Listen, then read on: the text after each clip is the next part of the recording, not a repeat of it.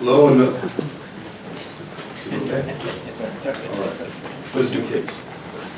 All right, I go by RichardTCastro, but I probably go to a lot of people that maybe even are in this room right now as Coach Castro or Castro, because many times that's the way a lot of students who I've worked with in San Bernardino, which happened to also be at Pacific High School, and also here at Valley College, because I also was a coach here and I taught here as well.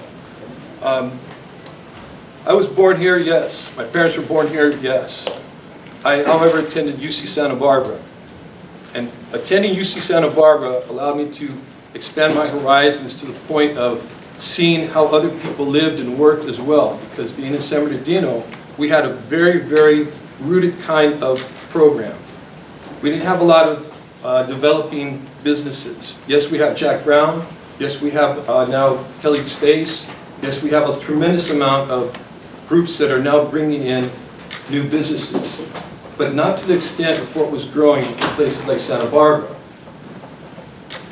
I couldn't understand it until I started looking around more by working for the chancellor of Santa Barbara. And at that point, I began to see a lot of grants that came across the board. I thought, why would people be sending grants to the school about places like San Bernardino and Fontana? And then it dawned on me, it's because they were producing energy programs and they were producing new industries that were the future.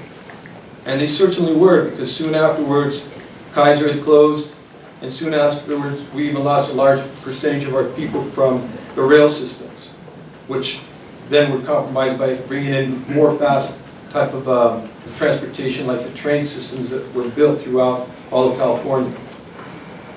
This was kind of troubling to me, because I thought, why did I have to go all the way to Santa Barbara to get that? And then it dawned on me, it's because we didn't have it here.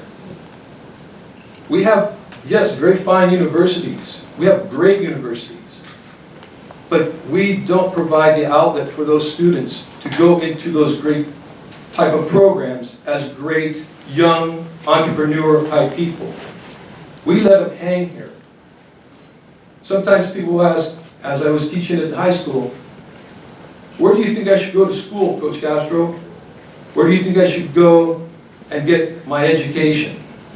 I said, you're getting your education from here. But I agree, there aren't a whole lot of programs you can go into.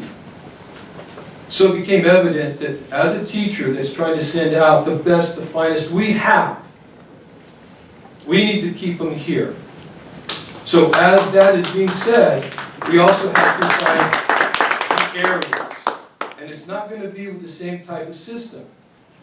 Now, since 1940, 1950, when my parents were here, we also had problems with connecting across the board. Our workforce was cut in half. We had a freeway that divided us. And back then we also had an attitude that certain people needed to be separated. Well, I'm not speaking about necessarily what people would call nationalism or mistakenly racism. I'm speaking about, age. We don't allow a lot of young people to take hold of many jobs in this area. We don't allow for their ideas, and we do not allow them to implement entrepreneurship. We have programs at Cal State, such as the Revolve Project. We have entrepreneurs program that's at Cal State, and we have many, many more programs that are within our city. But we don't allow that. Right now is the time to do that. They are far more adept than we are at computers.